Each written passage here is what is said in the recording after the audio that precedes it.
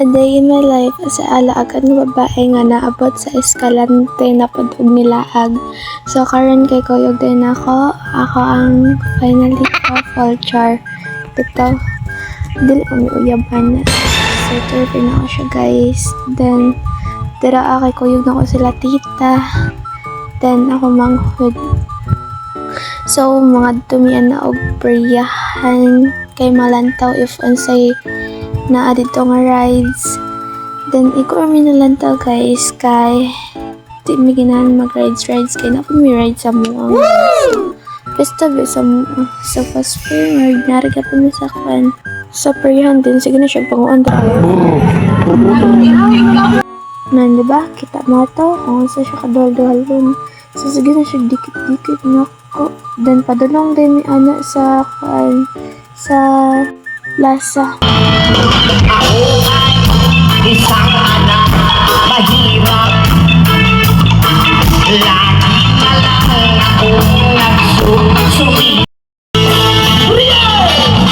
Sa akin ay wala tumatanggap.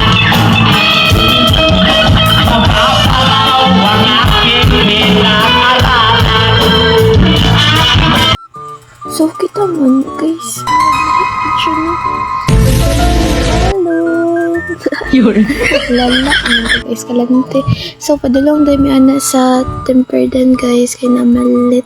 Then pag umano palit kay nangadto sila darang tita. Tanaw mawa sila iling kundi pato nga nang tutuyo. Kapag sa nila basta tutuyo. Ilay-ilay. Mga gadula sila dira. Wala. Yung trip mo paano eh. Ay, di mali! Siguratan, sige! So kami yung naglantaw nila. Kaya nila balikat. Ipangkap po yun. So dara kay nakalingkod namin kay nag-table sila kay gainom. Diba? Nakuyawan pa siya. Nan. So sige na ako video dara at naglantaw-lantaw lang may dara kalingkod. Nandira si nanay kay nagtabi na mo kay libre man niya. Nya dira kay pagdali nami. So diba dali ra kay pangitabo no. May bug na akong tita dira kabalo lang mo. Taguan ra niya.